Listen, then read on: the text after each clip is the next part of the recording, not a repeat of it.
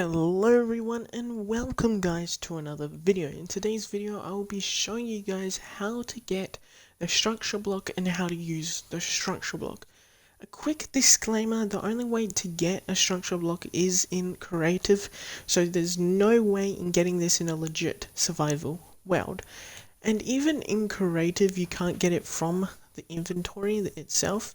The only way to get it in creative is by using a give command, so you do need operator. So if you do have operator, all you have to do is do /give at self and write in structure underscore block.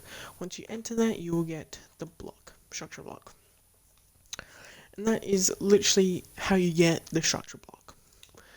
Now, once we place a structure block down, there will be a thing that you straight away will notice, and that is this barrier line. Now, if we enter the structure block, right click it if you're on mouse, or I think RT if you're on consoles.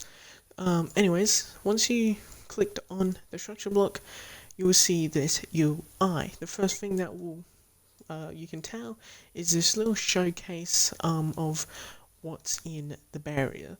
So anything that's in this border, the square border, will be shown in here. So if we remove that, that will be removed, just like a 3D model. Now if we go up to the top left corner mode, there will be two modes. There will be a save mode and a load mode.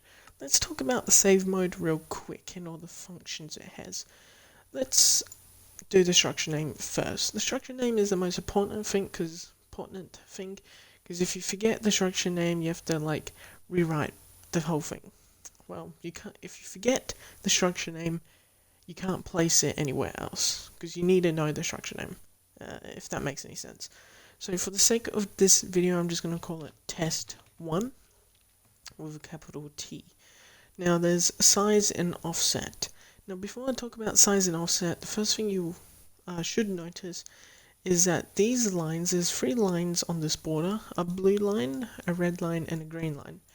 Now if you see the X, Y, Z, these letters are these lines. So this red line here is X, and this green line is Y, and this blue line is Z. So if we increase Z by 10, Z will get increased by 10. If we increase Y by 15, it will get increased by 15, and the same thing goes with X as well. Let's just do 8. So it will be 8 blocks wide. Offset is kind of the same thing. So if I offset this 5, it will be 5 blocks off to this way. And if I want this to be 15 blocks up in the air, I'll just do 15, and it'll be 15 blocks up in the air. Just like so. Let me just reset that.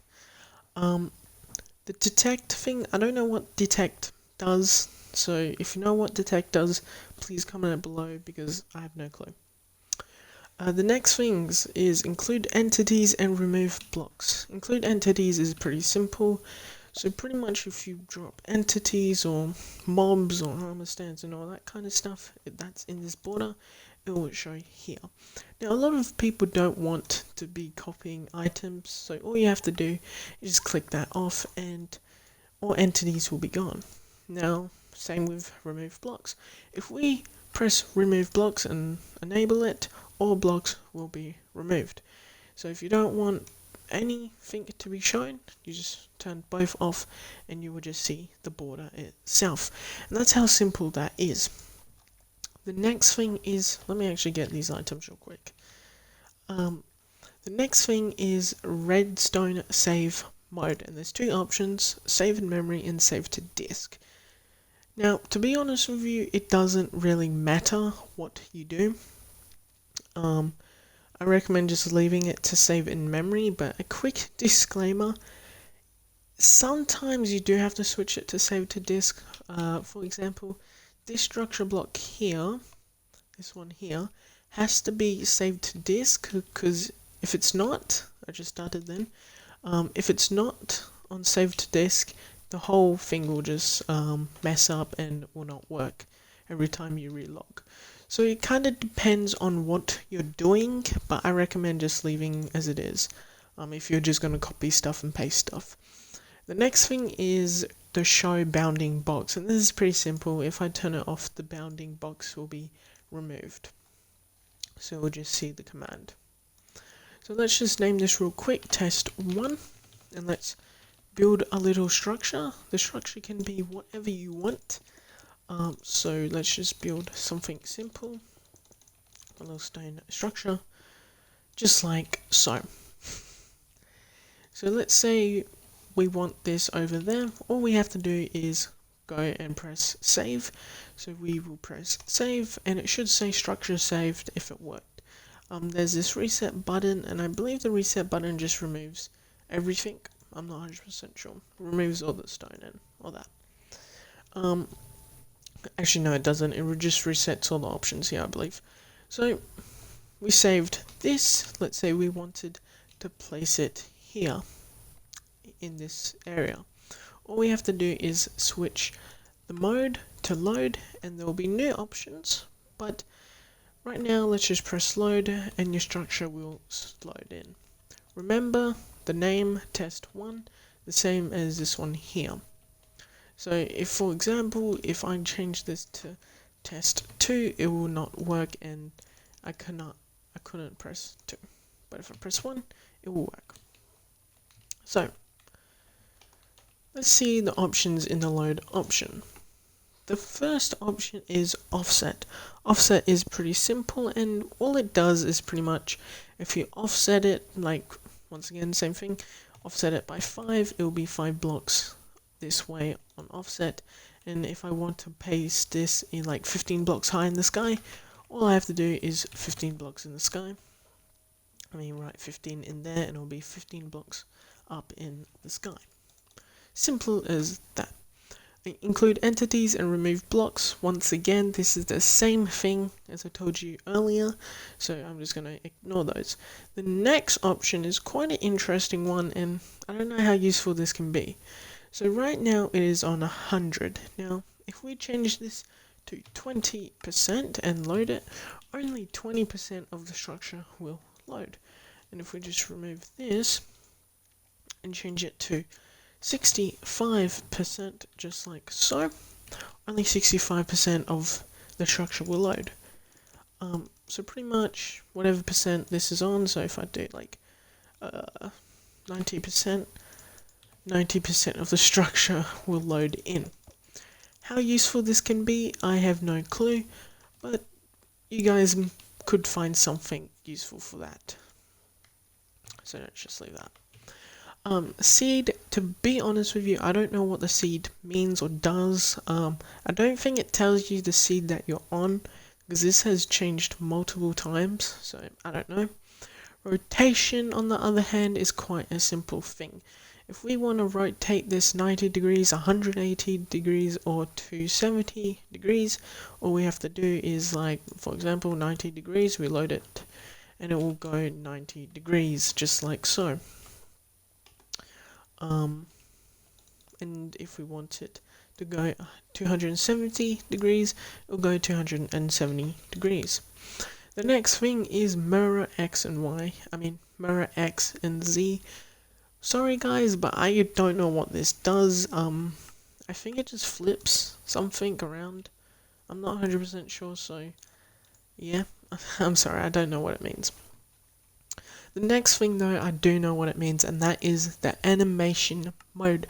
The animation mode is pretty simple. There's 3 options. The first option is none, second option is place by layer, and the third option is place by block. Now none is just instant, just like that, but let's change it to place by layer. If we do animation time by 5, let's do 5, and press load, it will be just like so. I think like not every 5 seconds, but I don't know. Actually, what does that mean? So if we press layer, 15 seconds, press load. Does that mean when it starts 15 seconds? I think we wait 15 seconds, then it starts. Oh no. Every like 15 seconds it pastes in, like does a layer by layer. So you can just figure that out on your own time. After that is the bounding box. Once again, just close that and the bounding box will go, and you can just load it in just like that. And that, guys, it should be all about the structure block. If you want any more information, comment it below. I will try my best to answer the comments. Or once again, the second option is there's a little indicator down here, a little question box down here, and if you press this, you can read all about structure blocks, like how to attain modes, preview window, redstone activity. Why can't I say that? It's probably because this is like the 10th take I've done this video. Anyways, that will be it for this video. Hopefully this video explained how to use a structure block and how to get a structure block. Once again, and I know I said this before, if you got any questions, comment them below. I will answer them all. And that will be it for today's command block tutorial. Now, next video will be probably something different. I don't know what different, but it will be just something probably not a command block related, but I don't know at the moment. It could be command block related, could be not, could be a building showcase, or how to get better, how to build a video, I don't know. Anyways, I'll see you guys in the next video, and peace out.